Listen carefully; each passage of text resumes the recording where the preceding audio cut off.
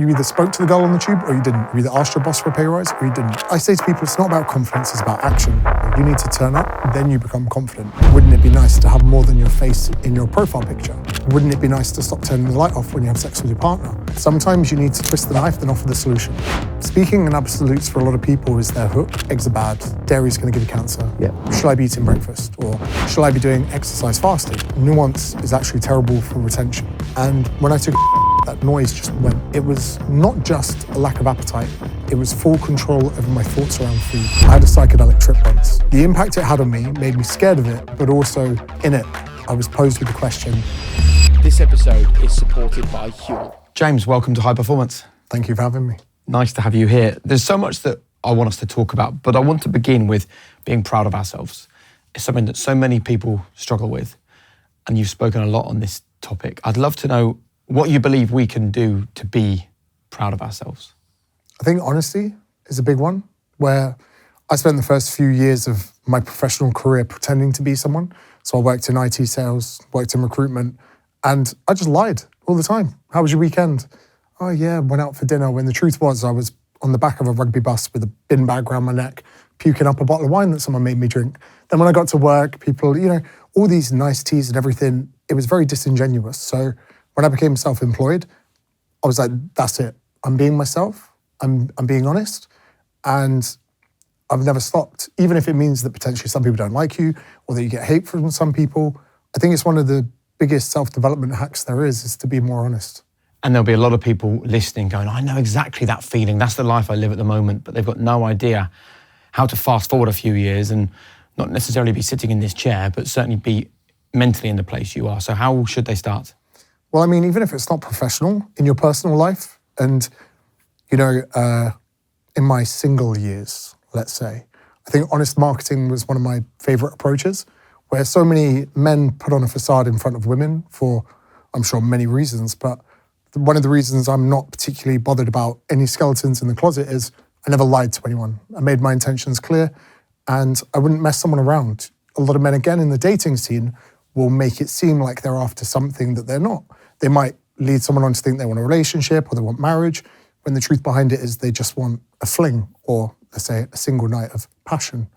But actually the reality is that if they just express that, there could be women with aligned values where both people could walk away happy. For so many reasons, when we're conditioned to be someone we're not in every scenario, professional, personal, romantic, and I never really bought into that because I would rather just express where I'm at, and if someone's not aligned with me, we can both go separate ways and not waste time. Again, I think that people prolong and do dating very wrong. They all prescribe to the same thing. We must go for a drink. We must go for dinner. But I think even after doing a stint in sales, I think it's better just to qualify someone in or out. So I think even just being real with people. Oh, do you want to come out for dinner this weekend? Not really, I'm knackered. Nothing personal. I just can't be asked, mate. Whereas some people trying to please people, oh yeah, I'll see you there. They get there, they end up having to split the bill for a dinner that was too expensive. They go home, they resent their friends. Yeah. There's all this unnecessary just unhappiness in life through being someone you're not being honest with people. I think culturally we would rather be miserable and dishonest than any otherwise, so yeah. And so what does it do for you then? Like the day that you woke up and decided to be honest, how did that then change the course of your life? In business, to begin with, I had attracted the wrong people. Even as a personal trainer, used to wear the polo shirt, used to speak properly, didn't swear much. And I attracted very much the same people that I used to see in corporate. So I was like, okay, I'm gonna dress differently. I'm going to be myself on social media, which meant swearing more. And then I remember one client came in and she goes, you use the F word a lot and you seem a bit angry. I think you're gonna be perfect for me. She goes, because I swear a lot and I use I'm a bit angry. And we worked together. And I was like, not only am I getting better results for this client, we're getting on, which is a massive part of that coaching barrier that you need with someone. Someone comes in and they'd be like, James, I can't be fucked today. I'm hungover, it's a bottle of wine last night. There's nothing worse I want to do than train with you. I go, okay, let's just begin with the first. If you want to go home at any point, you let me know, sweet. We could build that rapport through being honest. Whereas if she had come in pretending she wasn't hungover and pretending she was enthused for the session, I'd probably pick up on that, sense something was a bit off. And when it worked with my clients, I was like, this is going to work in other places of the business, especially when everyone else, you ever notice some people are too nice? When you meet them, they shake your hand. It's a little bit too... Really earnest. And and you're like, whoa, this isn't real. I always think like the height of happiness, say someone comes in, hey guys, I've got a new sponsor. They're going to be giving you £2 million a year. You'd be like, oh, that's really good. You wouldn't be jumping up, swinging a fist around. So when people are overly nice, I'm like, I know what the peak of human emotion is. It's not that high. So it seems fake. So again, it's one of those things where, being real with each other just skips so much bullshit. And so many brands now, when I see them, even Joe Wicks, I've had a bit of beef over the years. I actually have a lot of respect for him and his business and what he's accomplished. He was just an easy target for me because I didn't take on clients that did HIIT training. But when you see them, come on guys, we're gonna do this workout. I'm like, that's not real. It can't be. No one is that happy to exercise. I love training, but I'm not that happy when I train. So I think the humans kind of see through it. They see through and I know from a TV background, I've been on TV, especially in Australia. Hey James, so amazing, thank you for coming on. And then there's like an ad break and they come out of character. Yeah. And I'm like, oh, so a lot of this isn't real. Whereas in the podcast space, that's gone and it's just a conversation. It's long form. You don't have to pretend to be someone you're not for an 8-minute period off a teleprompter. And I think that's why this form of media is doing so well compared to traditional TV media. So authenticity is the secret. I believe so. It's great. But there's something, James, about like this. I'm listening to this and I'm thinking, I love the idea of just speaking your truth. But there's another voice in my head going, but it can be quite brutal as well. And I like the idea of speaking truth without necessarily the brutality bit of it. How do you make that distinction? So I always think we need some empathy. And I think that sometimes brutality can be an empathetic outcome. The point I would make here is I used to play rugby for Maidenhead. I had a coach called Greener, great guy, and he dropped me from the team. I remember taking him to the side. I was like, why have you dropped me? And he was like, last weekend you played the worst game of rugby I've ever seen. You missed more tackles than I could even count. And he said, it was almost pretty embarrassing because your parents were at the game that you would play so bad. I was like, oh, that was awful. But I think to myself, if he'd told me it was just doing a player rotation, I wouldn't have turned up to training on Tuesday early, on time, being serious, making hits. I needed that little bit of honesty and brutality to get me to the point that when I turned up to training, I was a different person. So I don't think, and we see this on social media where they might see some of the videos I put out and then they just make a video calling people fat. Oi, you're fat, whatever. They don't realize that sometimes you need to twist the knife, then offer the solution. Sometimes you need to hit them in the pain point, then offer the solution. That's the basic of sales, where if you can exploit the pain point someone has and then position a solution for it, you're actually there being empathetic. But if you didn't twist the knife to begin with, they might not listen to you. That's why some people say, would you like to lose fat? Very easy. Obviously, people say yes. But then you could say something like, wouldn't it be nice to have more than your face in your profile picture on Tinder or Hinge? Wouldn't it be nice to stop turning the light off when you have sex with your partner? Wouldn't it be? Then you can get into an emotional pain point with that person. If you just say that, you don't really get far. But if you said, well, I've created a 9-stage guide for free that could help you feel better or create a better body positive image, whatever, I think that is something that's quite powerful. And in a world, if you're just nice and there isn't an element of brutality, sometimes I don't think we can get under the skin of people to actually get them to change. Busy parents, this one's for you. We've partnered with Huel, who've created the ultimate meal on the go, containing 35 grams of protein, 26 essential vitamins and minerals to ensure you're getting the right amount of protein, essential fats, carbohydrates, fiber, vitamins and minerals as part of a balanced diet. All you've got to do is click the link in the description to unlock your offer now at huel.com/high performance. I mean, you mentioned this notepad here. I feel like I'm in a therapy session. I quite like it. Yeah. When he starts to make notes, that is the time to panic. That's not to worry. No. Even worse, just how I think. If he shuts the notebook, then you're like, oh no. I'm done. We did have one episode where we interviewed Johnny Wilkinson, and we thought it was going to be a conversation about high performance, and it was so abstract. I mean, it was brilliant. You haven't heard it? No, it's amazing, but it's so abstract. After the first question, Damian just went, close the notebook, and we went to a place we never expected to go. Exactly. Yeah. Mm. He's an interesting character. Yeah, very. And do you know what? So much admiration for him. But it was great when we started understanding his character afterwards, you realise that all great people. You can be good, but the people that are exceptional, they all have something a little bit different to everyone else. They're wired incredibly different. And the fact he still remembers words that he got wrong in a spelling bee when he was 14, still carries that around with him. The Michael Jordans, all of these people where they're just so obsessed with perfection. And sometimes I ask myself, am I ambitious or am I not wired correctly? Am I ambitious or is there part of me that I'm, dealing with inside? Is there some trauma? Is there some, even social media? I was like, am I using a tool that's going to benefit my business and marketing? Or am I trying to get attention that I didn't get as a kid? Or am I looking to prove people wrong? Or the people that used to bully me when I was at school, am I trying to make something out so that one day they see it and I can get the upper hand for once? And the honest reality is I don't know. So what's your answer when you think about that question of, like, am I wired wrong or do I not have the right mindset? The questions you asked there, what was your conclusion to that reflection? Do you know what was, semi-answer your question, I had a psychedelic trip once, and in it, I was posed with the question, do people like me for who I am or what I do? It took me a long time. I'm not sure if I figured it out. I think that maybe a year later, I got to the point where I challenged myself and said, is it important to know?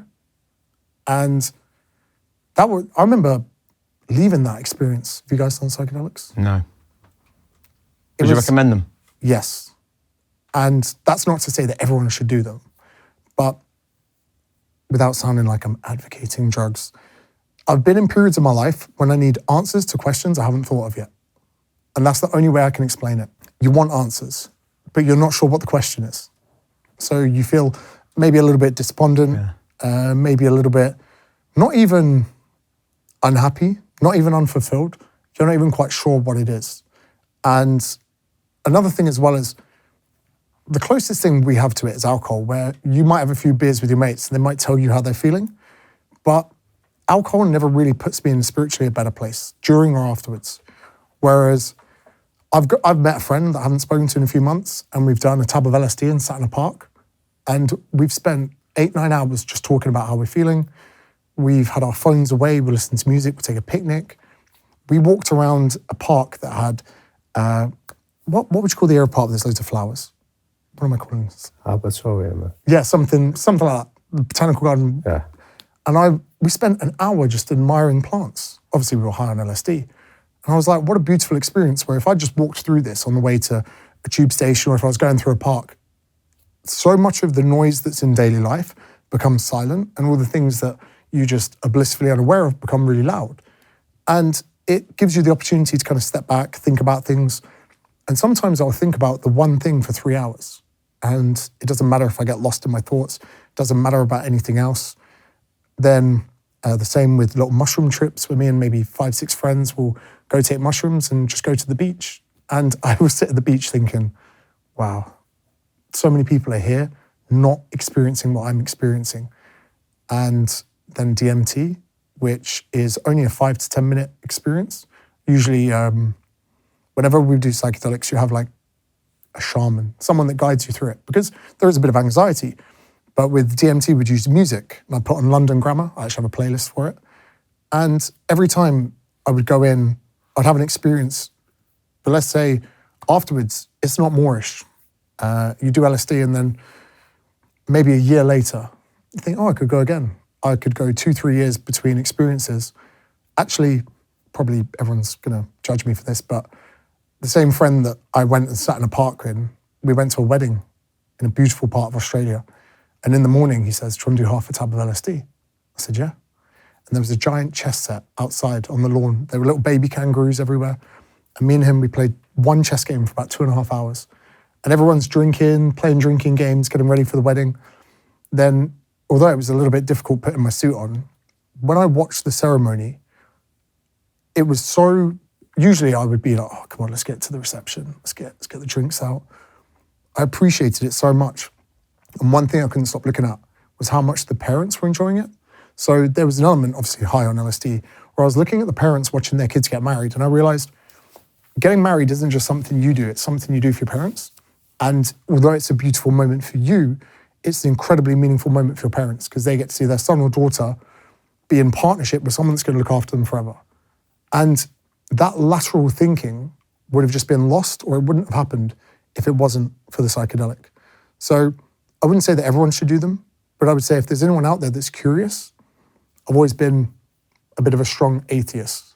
But after DMT, I've become slightly more agnostic, because it's such a crazy experience to think that there isn't something else, because you're taken out of your reality while still being in it.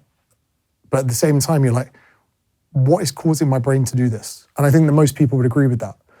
Whereas I listened to a lot of Ricky Gervais when I was younger. You know, I can't remember which stand-up it was where he literally takes apart almost Christianity and religion in general. Yeah.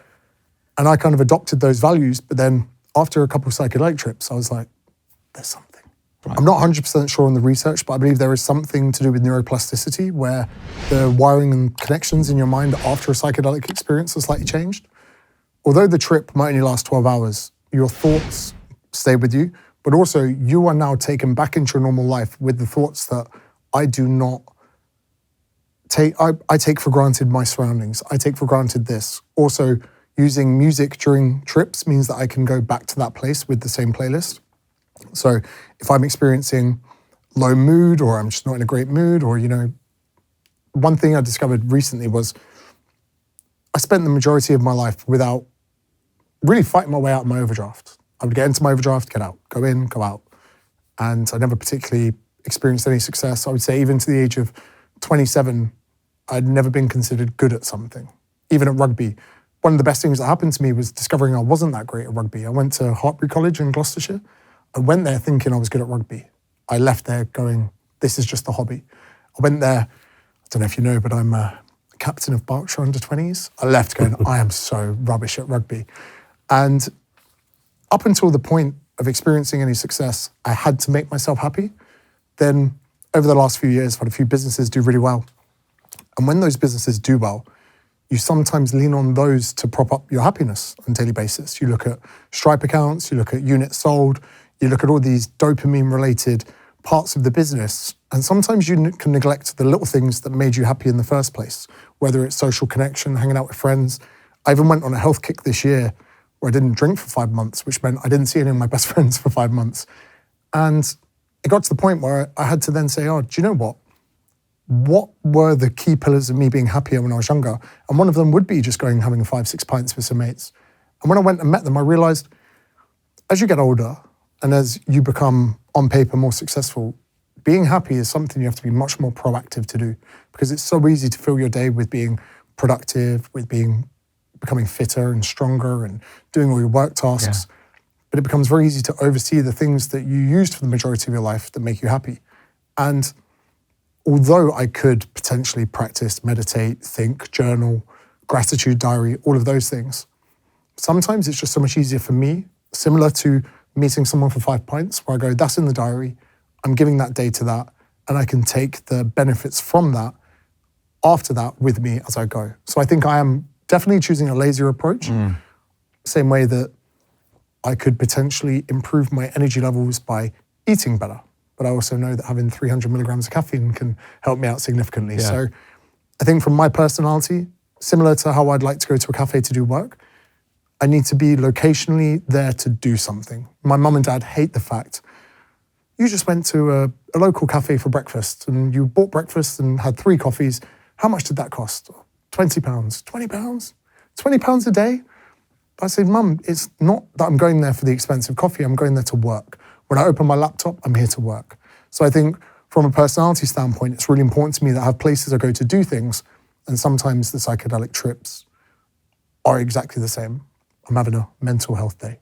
I'm having a spiritual day. Yeah. And the benefits definitely are carried after. And do you agree with the notion that you should still be searching for happiness aside from that, rather than living a life that is not very real and then using that as almost as an escape? Because I think that is dangerous for people. 100%. And one of the things I've always tried to distinguish in people is the difference between happiness and pleasure, where pleasure is your nights out. And you know what? It's taking MDMA in a club in Ibiza. Your pleasure is buying an expensive dinner at Amazonica. It is all the hedonic things you can do in life. Happiness often isn't. Happiness is actually waking up and going for your morning run without snoozing the alarm. It's the dog walk you have where you leave your phone at home. Happiness is catching up with old friends. Happiness is completely different to pleasure. And what I've come to realize is if you try and fill your happiness quota with pleasure, you end up in despair. And we see people that make a lot of money, they might gamble, they might go out drinking. They're doing all these things on paper that we see as amazing. Oh, I just bought a Lamborghini. But they're not doing the key component things that make them happy. And the way you can really understand this is if you go to Southeast Asia, people have nothing when it comes to pleasure. They have no disposable income. They're struggling to get by. They've probably never drunk a bottle of Dom Perignon or seen business class on a plane, but they're incredibly happy because they have all the things they need in life to be happy. Friends, family, social connections. And in those cases, roof over their head, drinkable water. Whereas maybe in Western cultures, especially in London, for instance, people aren't distinguishing what makes them happy and what pleasure is. And they kind of think they're the same thing and they try and fill the happiness cup with pleasure. And you can often end in a very bad place. I still think that pleasure is a luxury, but if you were to, and I've been in this place before, where people are coaches and they have a job in a business they don't enjoy and they want to become a personal trainer. I took a pay cut going from recruitment to being a PT, but I became a lot happier because of it. Yep. So it's a net good deal. Although I'm earning less money, that means I'm actually spending less money on pleasurable things, but I'm happier. Good deal. I think if you can ever trade pleasure for happiness, do it. Can't just look at numbers. Can't just look at what's in front of you, because a lot of people that potentially earn really good money in maybe the City of London, they can only escape that life and fill it with pleasure. Going on trips to Europe, whatever it is, nights out. Yep. I think a lot of people that maybe use cocaine on a weekly basis are actually not doing fulfilling things in their life that make them happy. And then they hit the pleasure trap on a Saturday night with their friends and then just full circle again. And the distinguishing between those, I think, is pivotal. And I've actually had periods of sobriety before where I've just woken up one morning and I'm drinking too much. I'm partying too much. I'm having way too much pleasure in my life and it's impacting my happiness. So whenever I've had periods of sobriety, I've always realized, okay, it's time to give up pleasure to become more happy. And here's an interesting story I've never spoken about. 5 months sober. I take Ant Middleton for dinner in Sydney and he's just done SAS Australia, Who Dares Wins. And I don't know how he knew, but I'm a big Sam Burgess fanboy. I was going to get him on for a chat before and he was also going through a period of sobriety. Sure. So I meet him on a night out, no chill, absolutely no chill. When I see him, I'm your biggest fan. He's like, "You right, lad?" He had no idea who I was or what I did for work. And just absolutely no chill. I was like, my biggest fan. About 10 minutes in, he looks at me, he goes, "I could have a shot of tequila if you will." Ended up getting plastered. Me, him, Ant Middleton. I come bowling in home early hours in the morning. My housemates all played rugby at the time. I've been out with Sam Burgess. Like my life fulfilled. What is it you like about Sam? I loved his story. Then I watched the Slamming Sam documentary. I was like, this guy's incredible. Then following him, coming over to rugby union, although it was a bit of a shambles, I don't know, there was just something about him as a character that was, every rugby player wanted to be him. Whether it was physical accolades, the family rhetoric behind him, everything. He just, do you know what, he epitomized, probably still now epitomizes what a man is. And the annoying thing is that you can't be vulnerable or make bad decisions at the same time. Same way, Ant Middleton, he epitomizes so much of what a good masculine man is serving in the army, but that doesn't mean you're a perfect character. And just because you're accelerated into fame, we can't expect you to be perfect, because the same person who's going to go overseas and die for his country isn't the same person who's going to have a spotless record or not have a temper problem. And I hate the way that we kind of expect all the most violent men that we need in society to be perfect all-rounders. And the same for Sam, where he's obviously had his own troubles and issues. And I think actually most professional athletes, to have such status and, have so much riding on your performance as someone, and then you're just one injury away from it all going. Suddenly you're jobless. Suddenly you've now got to find a new career path. I don't think people appreciate the mental turmoil that so many athletes go through on their way out of sport. And again, another reason why I'm glad I wasn't better at rugby. There's a really interesting theme, though, that's coming over. If we take you back to that conversation you had when you did the psychedelics, and you spoke about this idea of you've moved from being an atheist to an agnostic. And it seems to me that you're in an interesting place of curiosity and nuance as opposed to stating absolute certainties. And in the nature of the work that you do, when I did a scroll through social media of like the fitness industry, there was an awful lot of people stating with absolute certainty what then appeared to be contradictory evidence. I was reading that cardio is better than weights for weight loss, but weights are better than cardio for weight loss. I was reading about you should do fasting, water detox, there was supplements and shakes. And I was hearing so much information, I found it overwhelming. But the people telling me were saying it with such certainty that it left me cold. Yet what you're doing is selling ambiguity and nuance and subtlety.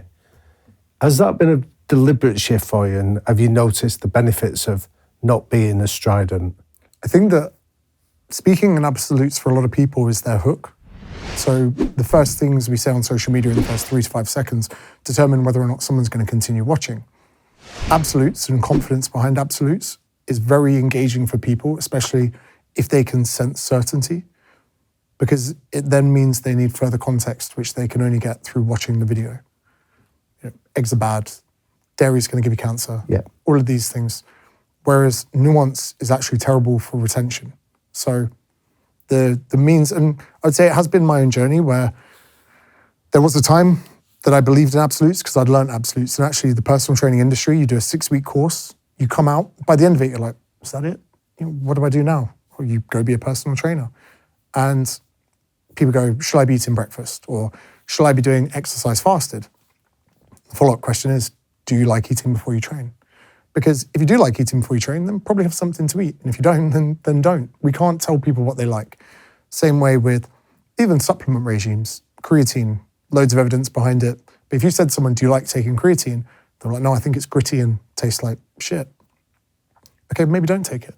And so much of getting people to succeed is to give them something they enjoy.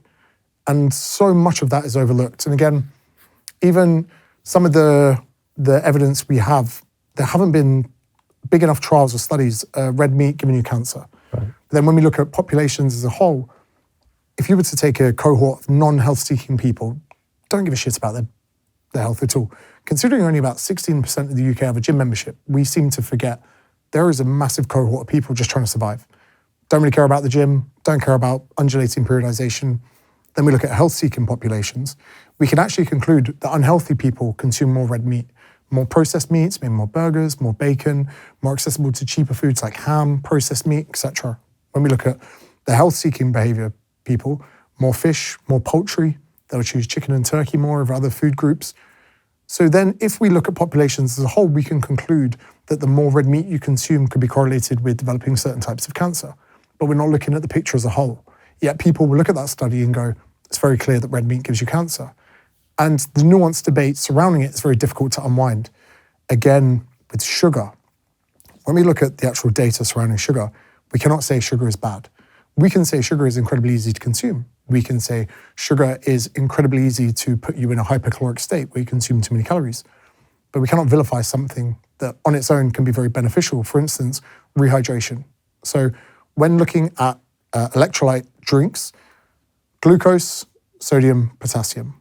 And if you look at a saline drip, if we found you in the desert, maybe me after I beat the last weekend, we would need glucose to be in that solution so that you can absorb the hydration and the salts in the most optimal, efficient way. That's why Powerades and Gatorades for so long have had glucose in them. But if we now see sugar is bad, the same people touting sugar is bad don't even say which type of sugar. Dextrose, sucrose, fructose, lactose. They can't even define, so if sugar is bad, what about fruit? Which is, again, this whole debate is just crazy that people see something and they just run with it. They make an identity out of it because it gives them something to talk about. And I am actually now in a position where even things I've been wrong about recently, Ozempic. So semaglutide, did a video about it. I was like, probably insecure that it might hinder my fitness business. I had to really get that out there. I was like, maybe I don't want people taking things that reduce their appetite because that's how I make a living. Someone commented on my video and he said it so respectfully, watched your stuff for a long time, appreciate what you do. I think he was like, I've even bought your books, but you're wrong. And just the way he'd written this comment, I was like, I've got to take it. I took it for 2 weeks And although I don't think people in the fitness industry should be using it to lose weight, I'm a very high appetite person. Love food, turn to food when I'm tired, turn to food when I'm in a good mood, turn to food when I'm in a bad mood. There's always noise in my mind about food. Much of what I've learned in the fitness industry is me dealing with my massive love for food and calories. Even my parents say as a baby, if they were to fly somewhere, they need like a baguette of bread, give me something to chew, even before my teeth were fully there. And when I took Ozempic, that noise just went. It was not just a lack of appetite, it was full control over my thoughts around food. My resting heart rate did go up, which had me slightly concerned. I knew my protein intake wasn't high enough, so I tried forcing down a protein shake and I was pretty ill for 2 hours. The impact it had on me made me scared of it, but also having that world of being noise-free, it sounds crazy, but if I ever see someone now in the street that's 150 kilograms, I kind of want to sneak up and just give them their 1 week dose of semaglutide and then find them a week later.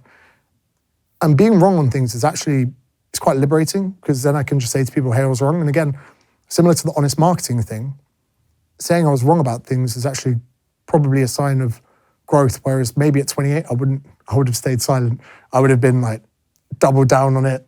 Sure. But I also think you're selling trust as well. And I think trust comes from somebody being able to say, this was once a view I held that I now have evidence that have made me change my mind. The trust thing is interesting, because sometimes it can be my own downfall, where through my late 20s and early 30s, I've been very transparent about recreational drug use, similar to psychedelics, but then actually outside of that. I remember being open about telling people I thought I'd done too much cocaine in a period of time. And I think that's actually important, to show people that to humanize a brand pretty much, because people seem to think they need to have a pristine brand, that they have to be perfect all the time. But just to your point about trust, I think if I don't tell people the full story and I just give them the side of it, which is, fitness business, everything that, books, all of that, you actually do need to tell them the dark side as well. And it is semi to be transparent, but semi to be trustworthy, because to be selfish, that's a key component of sales, to have people to know you, like you, and trust you. And it's one of those things that I think is so important to show people also.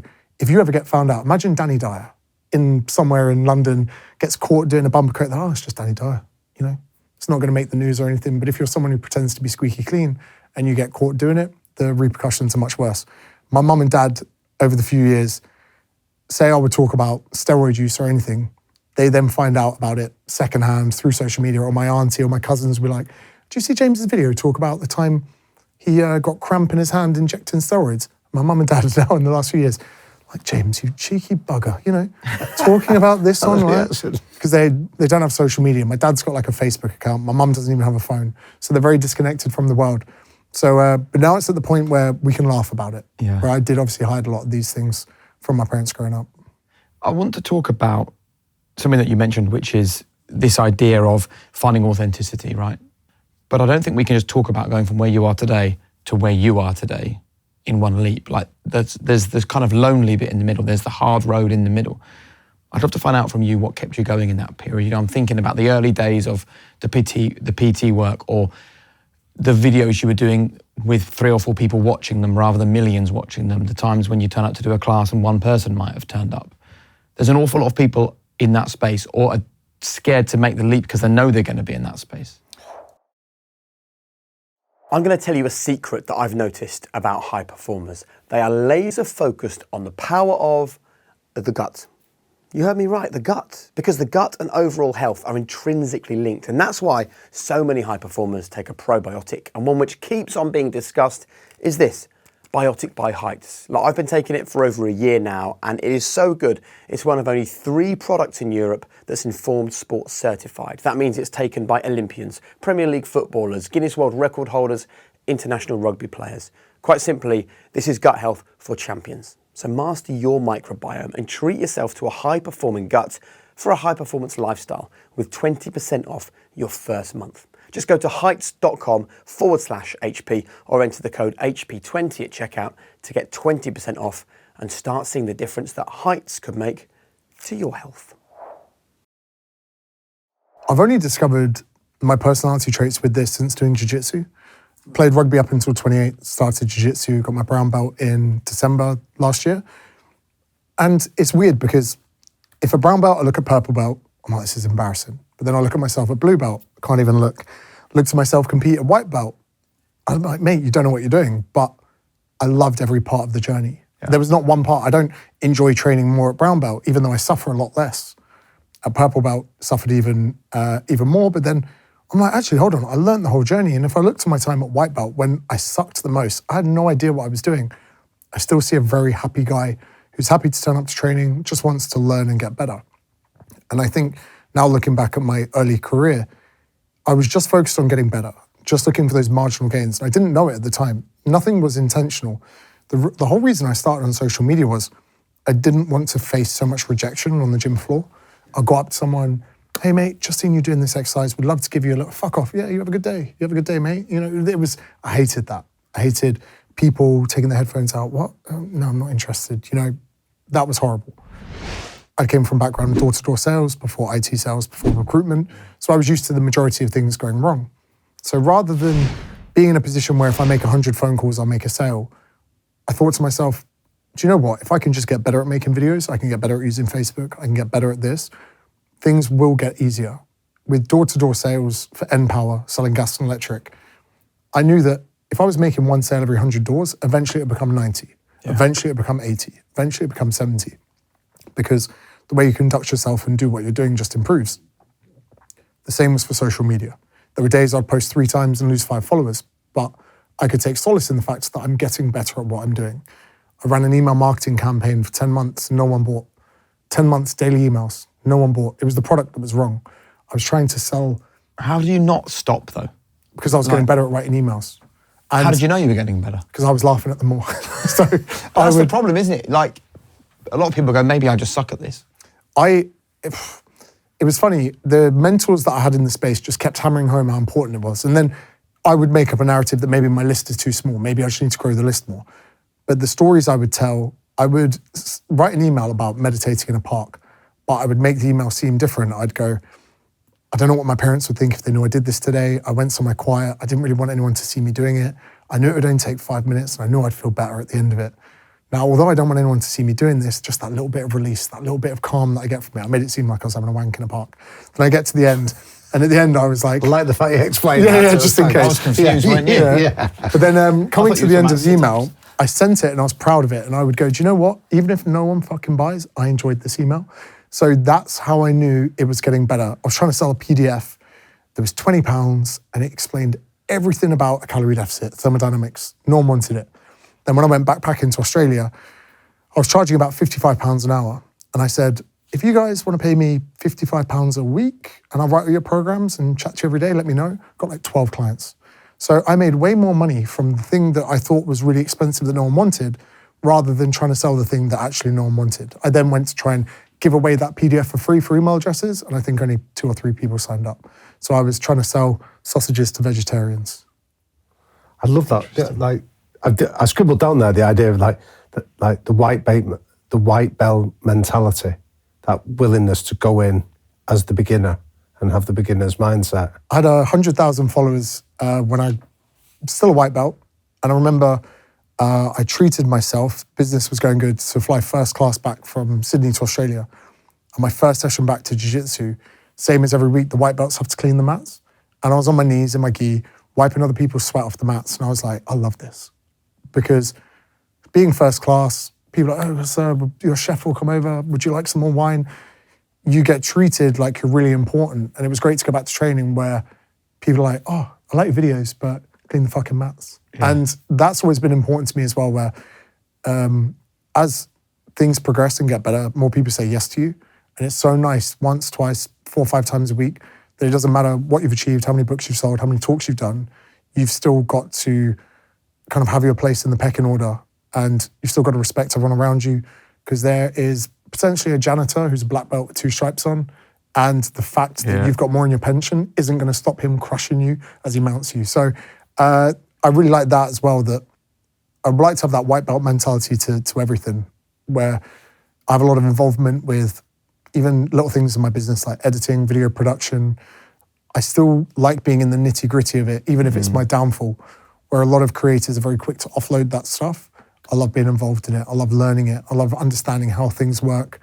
I'm wondering whether or not the sign at the beginning is to line up the audio with the video. Like, What's the answer, Benny? yeah. So usually we'd have to clap. But I was like, that's a fancy way of clapping before a video. Makes you feel good, right? Look, your name's on the board. I think it does make a difference. I love your mindset of exploration. And actually, if we think about everything we've discussed, whether it is, trying out psychedelics or going door to door thinking the next person's going to buy, or that feeling of being served in first class on one day and wiping the mats on the next, it all comes down to this ability to explore and this interest and wonder about the world, right?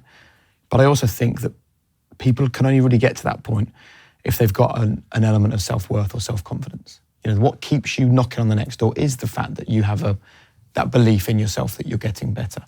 So this is quite an interesting thought I've had, where I didn't post content because I was confident. I became confident because I posted content. So it's weird that people seem to wait for motivation in life, and they think when I'm motivated, I'll take action.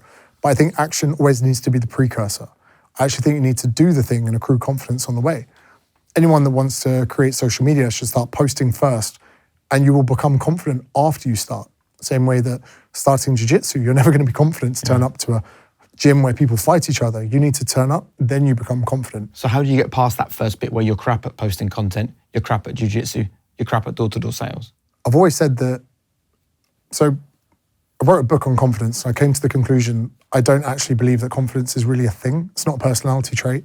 It's almost like a guise, a mask that you must wear to make yourself feel better about not doing things. So throughout life, you have two paths, action or inaction. You either spoke to the girl on the tube or you didn't. You either asked your boss for a pay rise or you didn't. You either put your hand up when the manager of your company wanted someone to take charge of a task or you didn't. Yeah. So when you go through life not doing things, you need an excuse to make yourself feel better, and wearing the mask of not being a confident person is a great way to have an out.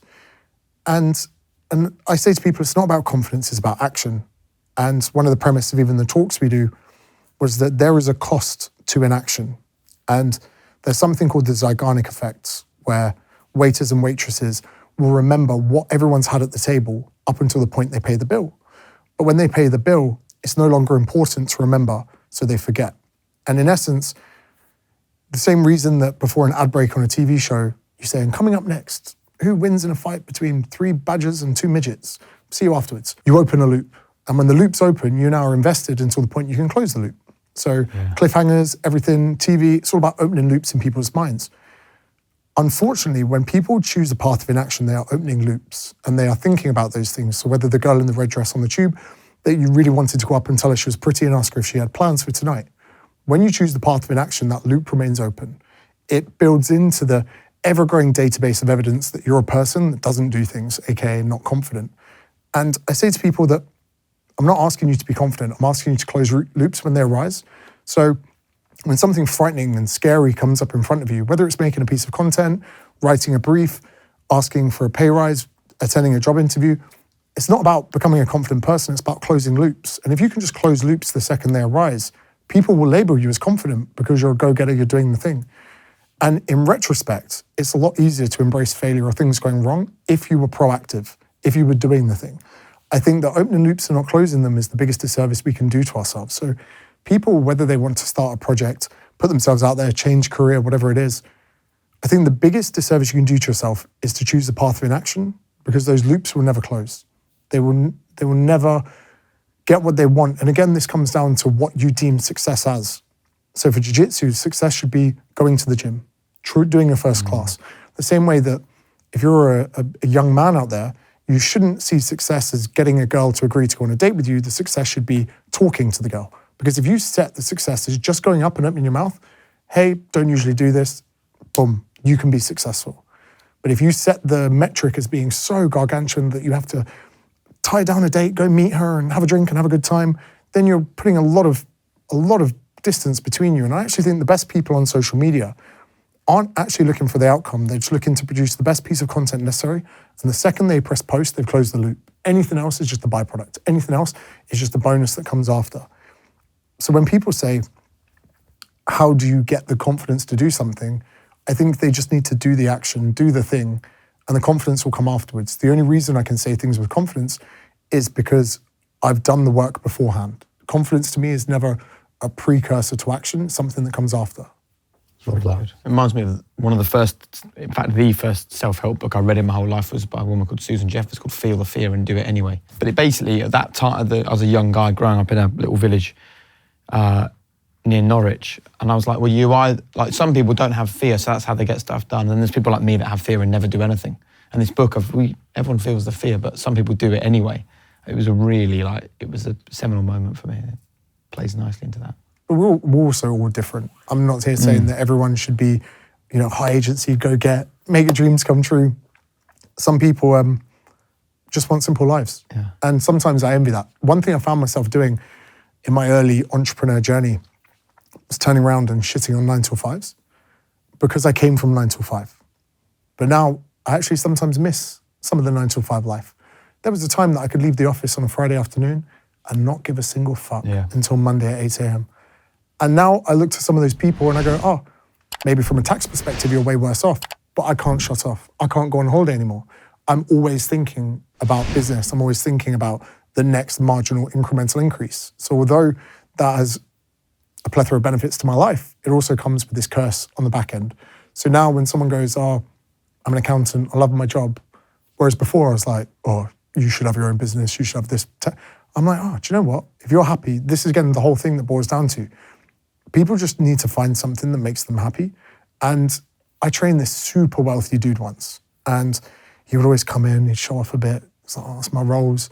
He goes, this watch, Harrods gave it to me. And oh, it's engraved. It's the same leather from the dashboard of my Rolls Royce.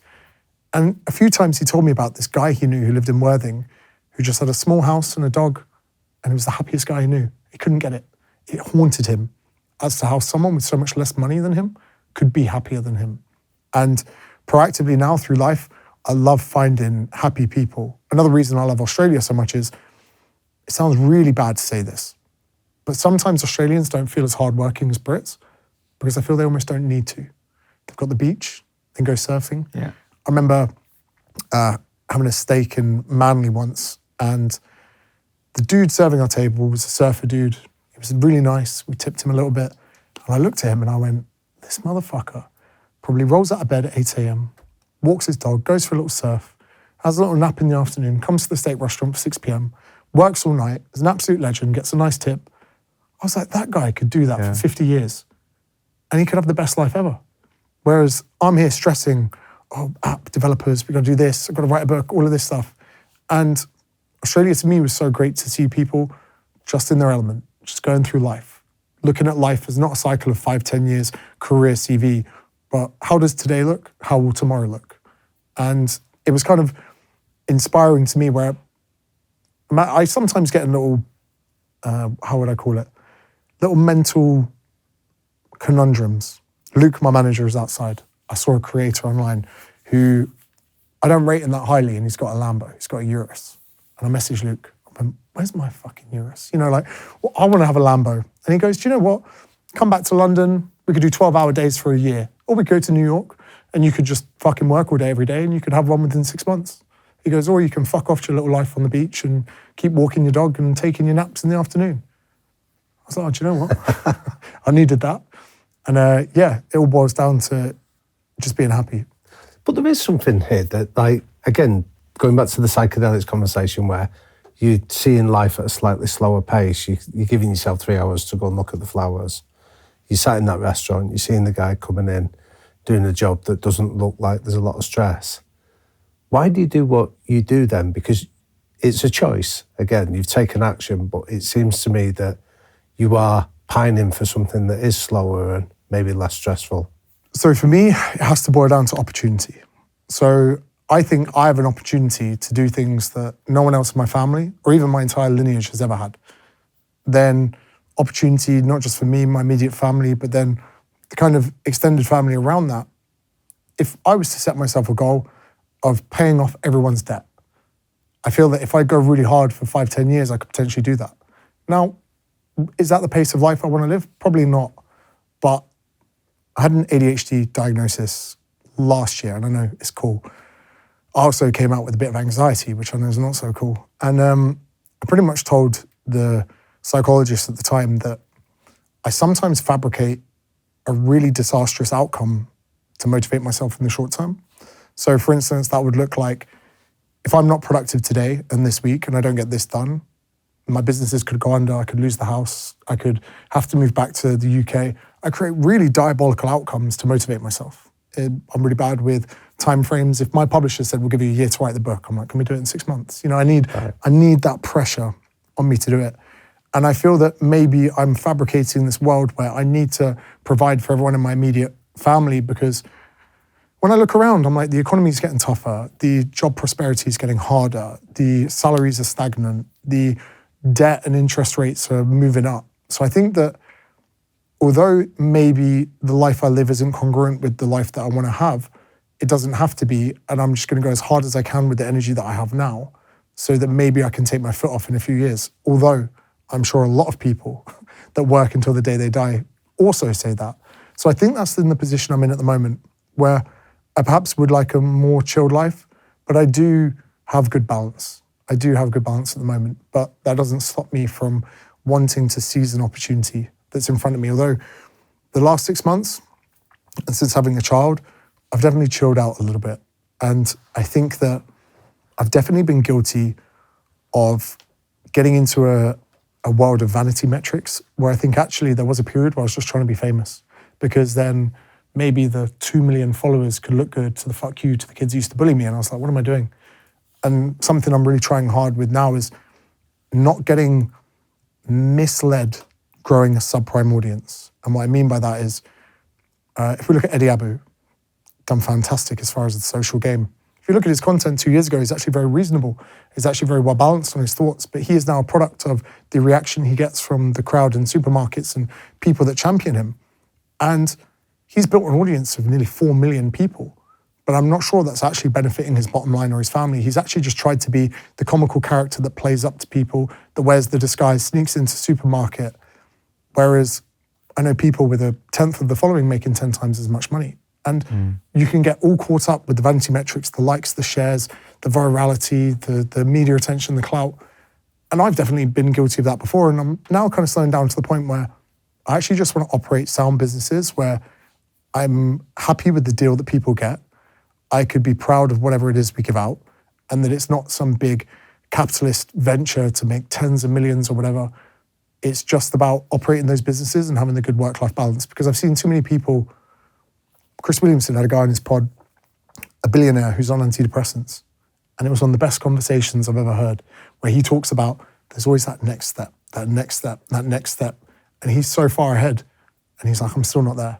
I still haven't got to the area that I'm happy. But you reminded me of that then, when you were saying in a few years and I'll pay the debt on. And I was going to say to you that Jake tells a story of reading a book about Edmund Hillary when he gets to the top of Everest, and he goes, there's a higher mountain over there I need to do. And when you're talking about this idea of in a few years, then I'll be there. How do you avoid the fact that there'll be another mountain for you to conquer? I think I've been telling myself the same lie for a few years, to be honest. I popped a bottle of champagne when I hit 100,000 followers, and then I was less impressed when I hit 1 million. I actually think that there's a worse return the higher you get.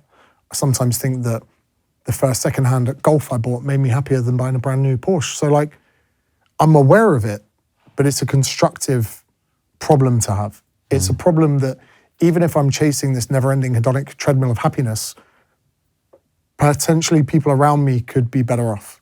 But then again, they might not be. Because what's the price you're paying now? Because there has to be a price to put yourself in that threat state for as long as you have done. Probably quite a bit of undue stress.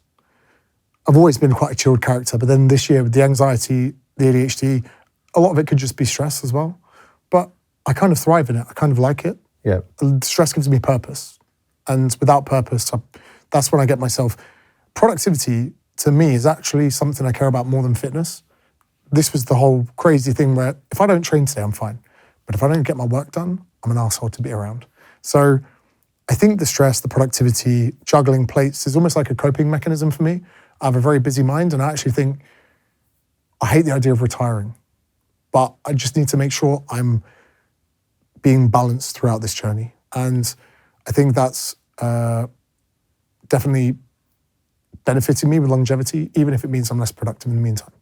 I think we have very much slipped into this world of being human doings, not human beings, right? And we've forgotten that actually, eventually, it's just as important to go to the fjords of Iceland with your other half. It's just as important to mess around in a sandpit with your kid. It's just as, like reading a book is a creative exercise. None of these things are less valuable than putting out another video or going viral once more. I think that what allows you to do all that stuff and still stay happy or find the energy is still there, I think is purpose. So I'm wondering about purpose for you and whether that is something that also keeps you going in the right direction. I always like to try and be the person I really could have done with 10 years ago. That's nice, yeah. That's the simplest thing. I was an overweight kid. I remember even asking dinner ladies what was fattening. I was like, excuse me, what's fattening here? They didn't really kind of understand. I was, kid conscious, my weight, never made the sports team. Then when I got a little bit older, I was buying into rubbish workout plans. So I remember jumping around my front room for like a month every day, sweat patch on the carpet, lost no weight, because I was still doing 2 for Tuesdays at Domino's. So no one had come into my life and said, hey mate, how about you just eat less? How about you stop eating pizza? So I became the person I really needed then. And I was at university then. I was playing pretty decent level rugby and I still didn't appreciate that I needed to eat less. I thought I wasn't fit enough. I thought I wasn't doing enough cardio. I thought I wasn't taking enough L-carnitine or whatever it was. Then as my career as a PT started taking off a bit, did the first book about fitness, then the second book was about life design. I see so many people around me getting caught up with things that just aren't important. And again, probably failing to see happiness as the real currency that's important. And then the third book about confidence was so many people, maybe it said, oh, you put yourself out there, you're a confident person. And the last book was more of a, hey, fuck you. I'm not a confident person. Like you say before, I just did the thing I was scared of. Yeah. So I'm just leaving a trail of breadcrumbs behind me so that people, if they could only have half or a quarter of the benefit that what I've learned has impacted me, and all these concepts we've spoken about aren't mine. We are walking, talking encapsulations of just the experiences we've had. So I'm really, and actually every single thing I've ever said about the fitness industry comes from probably 10 people smarter than me. Mike Israel, Lane Norton, all of these people that I look up to, I actually assemble what they say. And I'll never forget, there's a chap called Ben Kumar who used to have the #1 podcast in the UK about fitness, health, everything. He said to me once, I'd love to have you on the pod, but you're not really a specialist in anything. I was like, oh, cheers, mate. And I came to realize, it took me maybe 2-3 years into my career, the one thing that was really my strength was communicating the things I'd learned from other people. And that's really the purpose. Because I appreciate that people aren't going to listen to a 1-hour podcast on caffeine, but I will, because I love the details. I know that there's a 7-second soundbite in that 58 minutes that I could interject into a reel, or I know that there's a video about blood flow restriction training. If I listen to that, I love doing the things I know other people won't, so that then I can benefit from communicating it across. Similarly, how you could read a book that's 300 pages and explain it to me in 15 seconds. So although it's not the same experience, my purpose is an amalgamation of things that I think are important without the fluff. And also, I came to realize that all these privately educated people with a PhD that went to red brick universities, although they have the information, they might not relate to my audience, because my audience are the type of people that maybe do like a pint on a Monday evening after work, or they might be the type of people that went, yeah, do you know what? I do Coke 3 times a year. And if I can just communicate the lessons they need to the audience that they're maybe not reaching, that's my position and purpose within it. And I think that's what I'll continue to do. Even now, moving more into more of a business to business space, there's so much waffle about content, strategy, all of this. Even just saying to someone, hey mate, can you write down 10 problems your customers face?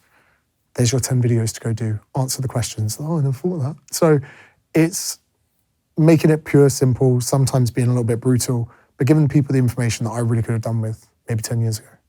Brilliant. Got some quick fire questions for you. I'm ready. What is the best piece of advice you've ever received? There's a guy in our gym that my friend Dylan used to train called Scott. And Scott went blind a year after making his first $1 million, a really successful business. And yeah, just bought his first Porsche, rare eye disease, 27, 28, fully blind. 1 year it came on, changed his whole life. But the guy was always in such a good mood. And I was thinking, if I went blind at that age, I don't know what would have happened. And Diran was going through a really rough time in his life. And I was with him when we were talking to Scott in the gym in Sydney. And I've never heard him say it with such authority. But he says, whatever happens, you'll be all right. That was it. Whatever happens, you'll be all right. And it rocked me. This guy went fucking blind at 28. I was like, I'm listening. And sometimes me and him will talk and something bad will happen or whatever. And we just remind each other, whatever happens, you'll be all right. He is. 30 years afterwards, he's happy. He's happier than me. Some days I have to remind myself, there's a blind guy in a gym in Sydney who's way happier than I am. What daily habit has had the most positive impacts on your life? Having a bit of me time, and I have to be selfish with this, and it usually is just opening my laptop and emptying emails, headphones on, just having a bit of me time. Early in the morning, I had a lot of girlfriends that hated me and resented me for this because they thought I didn't care about them. In hindsight, you could have seen from potentially the fact that I wanted to kick them out so I could go on my laptop for a few hours. But if I need calmness in my life in the day, I need to just have that 1 hour on my laptop a day. I will do an all-nighter in Ibiza, and you'll see me at 9 a.m. my laptop out, because this the one part of my day that I just need, just calmness, to know there's no emails in there, there's no lawsuits coming in, there's no, whatever it is, just that. And it sounds really reductive, but when I look at any success I've had, the fact that I can just get up, open my email and just have an hour to myself, I think that's it. Because then once that's buried, the creativity juices in my mind can flow because the stressful things are done. Even if it sounds crazy, the baby will be, crying, there's a pooey nappy. And my missus that I'm with now, we get on so well because she sees the cogs moving in my mind. She's like, go do whatever it is. And it might only just be paying off the Amex. But if I don't pay off the Amex that was due 2 days ago, the cogs just keep going in my mind and I can't be present. So it would be that. My 1 hour laptop. It sounds really crazy. As long as I get that, I'm happy. Very good. You mentioned lawsuits there, which leads us nicely actually into the next question, which is, how do you not suffer overwhelm? Do you know what? I would say I potentially do. I'm very chaotic. I'm very disorganized. So I sometimes do suffer with overwhelm. It would be the people around me. So my business partners, I would rather give half my business to someone else and we both work on the business and try and be the major shareholder or whatever it is, because I appreciate that so many people actually need to do some thinking for me. Where I would say I'm very creative, I'm also very disorganized. So having people around me that can help manage that, even my manager who's sat outside, they take so much mental burden off me because I know what's important, they will be voicing to me. So if I'm ever feeling overwhelmed, I can just go to them and be like, what do you need me to do today? Which is actually me delegating my own thinking, but that would be the best way, because if it's important to them, I get confirmation it's really that important. But then if they say, do that next week, that helps. If you could debunk one fitness myth forever, what would it be? I'm going to preface this with, I'm not 100% sure this is true, but this is my thought. We put so much emphasis on bad foods being bad that I actually think the bad scenario is not getting enough good foods. So I think that fruit, vegetables, meat, poultry make us feel good. They make us feel great. They benefit our health. They have nutrients, vitamins, minerals, fiber. They have all the things we need. But instead of saying that and getting people proactive to eat more of those, we just vilify the things they're eating. I don't think a donut is bad. I think it's a bad deal because you're getting a lot of calories, a lot of sugar, not really any vitamins, minerals. You're getting good energy, but that's it. So instead of seeing foods as good and bad, good deal, bad deal. The potato isn't going to be that exciting, but you get a lot of things that you want from it. So rather than saying, don't eat that, that's bad, do you know what? You're fine having a sandwich. You're fine having a donut if the majority of your diet has what it needs. And I think that inflammation, poor health markers, all of these things are often a contribute of not getting enough goodness, not having too much badness. So I think the people need to eradicate this mindset of don't eat this, don't eat this, or as we've seen, this is shit, this is shit, this is shit, and instead say, if you eat more of this, you'll feel better. If you eat more of this, you'll recover better. If you eat more of this, you will actually eat some of this as a byproduct. So diet shouldn't be removing things from your diet, it should be adding it. What are the 3 non-negotiable behaviours that you think are most important? For me, and I would love some people to do this off the back of this podcast, I'd love someone to start jiu-jitsu. I can explain it and I will. So imagine I'll probably get my black belt in the next 2 years and you can cancel me, you can delete my social media, you can hack my account, you can bankrupt me, you can sue me, but you'll never be able to take that away from me. And I often fantasize about the idea of just hiding enough money somewhere that I could open a gym. And I think to myself that if everything got taken away from me, I'll just open a gym on the beach, I'll go door to door, or I'll call up everyone with the skills that I got from that.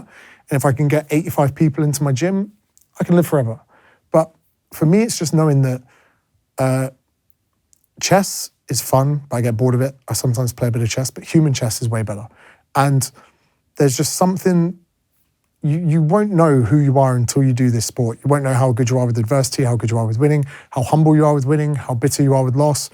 And also, imagine even just playing a game of chess and you see your opponent's about to make a bad decision, you stop them because you want them to get better. I never realized how much I wanted people to do better around me until I started jiu-jitsu. So one would be that, even if you're old. I know a sheikh in the Middle East who started at 38 and he's now black belt world champion. No, he might have been even older. I think he might have been 45 when he started. Number one, jiu-jitsu. And everyone's gonna, but I've hurt my ACL playing football. Just fucking go, right? If you re-tear your ACL, my bad, but you should be fine. Your partners will look after you. Second one would be about respecting sleep. I definitely, when the Matthew Walker craze came, I became a real diva about my sleep. And I think it's been such an integral part of my life. I'm sure you've had sleep experts and everyone on before. But honestly, this is going to sound like a paid promotion. I hate it when I do this. Have you guys heard of 8 Sleep? Yep. Have you got one? Yep. I love it. Check. You don't have one, do you? Mate, I close my eyes and wake up like that, but I also feel like I've been in the bed for about 1,000 years, and my wife's the same. The 8 Sleep for me, again, transformed my life. And it's heinously expensive. It's like £3,000 for the top model, and it's only a mattress cover.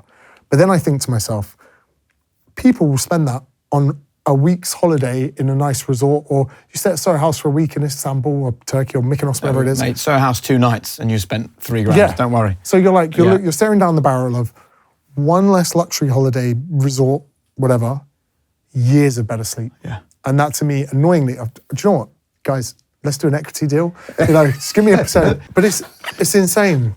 But I wouldn't, so when I was looking at it, there's a money back guarantee. If 30 days you don't love it, you send it back.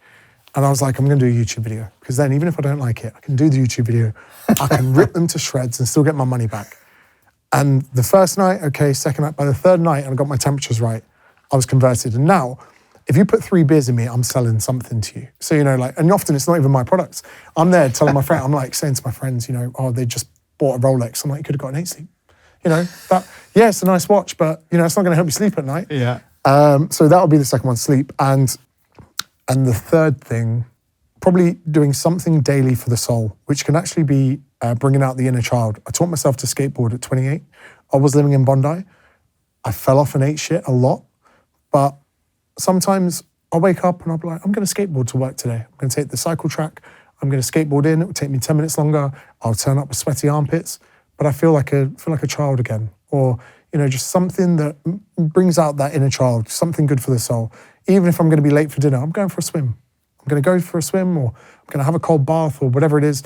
Just do something to snap me out of business mode, snap me out of whatever it is I was doing. So yeah, something for the soul. I said something before, which is a privilege living so close to the sea. What's your greatest strength and your biggest weakness? Strength, creativity, which I never knew. Because when you're a 23-year-old working in an IT security company, if you try and bring a good idea to someone, shut up. Mate, you're on 22K a year, piss off and do your phone calls. It's the truth though, because maybe easier now, but back in the day, if you're fresh out of uni, we're not paying you to be creative. We're paying you to do the jobs no one else wants to do. Maybe if you work here for 10 more years, we'll listen to you. So a lot of young people's creativity is heavily diminished because that's not the job you're giving them. You don't want your graduates to be creative. And unfortunately, even someone young in your team that might be doing something like editing, if they came in and said, there's something I think we should change with the edit, there's always something difficult to accept with someone who's potentially inexperienced having better creativity than someone that's not. It's kind of a prejudice that we have. Downfall, organization, awful. Short-term memory, awful. Remembering what I'm doing, awful. Which is why my business partners, my manager will be like, just let you know we're in London tomorrow. And I'm like, yeah, pretending I remembered. I think it's getting worse because now people around me help me so much with the organization. Yeah. I actually put things on people. I say to my missus, I've got a call tonight. I'm making it seem like I'm telling her that we might have dinner a bit later, but really she now knows that I'm asking her to remind me. So organization, awful. Chris hates me because I'm never checking our Slack for Newtonic. So Chris will passive aggressively have a little poke at me in one of the groups. I'll go into Slack to check, I'll reply, and he'll WhatsApp me going, that's from a month ago. You haven't checked the Slack for a month. I'm like, sorry, mate. Because at the end of the day, right, Chris is a fantastic business partner. It can be quite difficult to work with. But if there's a little bit of copy on the side of the can that we disagree about, we're going to go with what Chris wants, because I'm just not going to be able to trump him there. So I've almost given up trying. If there's any changes we're making to the formulation, if I like one and Chris likes the other, I'm going to concede to Chris. One, because he has a fantastic, is it a sommelier? Sommelier? Yeah. He's a sommelier of drinks of the carbonated kind. When we produced the drink, he was like, yep, that's stevia. Don't know how he did it. So the organization side of things, all flat, but the creativity part of it, someone can say to me, James, all you need to tell me is who you want and where you want them sent. That's really my role in a business. People say, director, entrepreneur, author. Honestly, all I'm good at is sending traffic in directions with content. I'll get it done before you wake up. But if you ask me to remember something for tomorrow, I'll forget.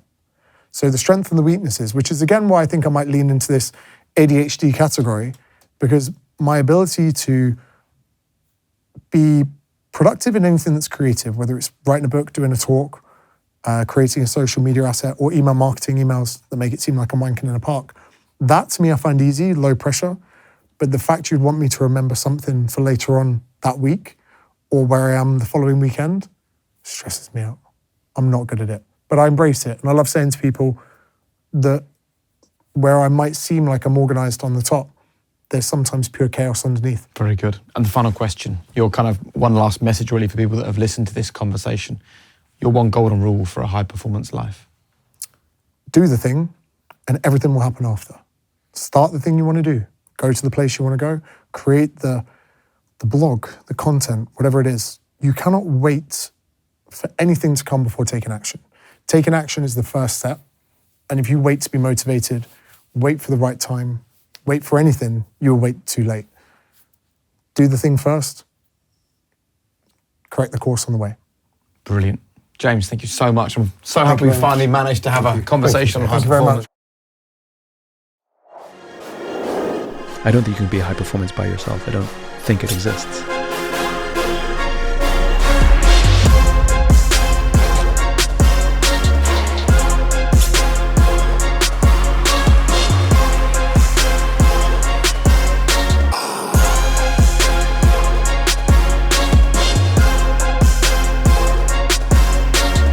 Interested in what kind of lessons you could pass on to our listeners. That is the most interesting question I've ever been asked in my life.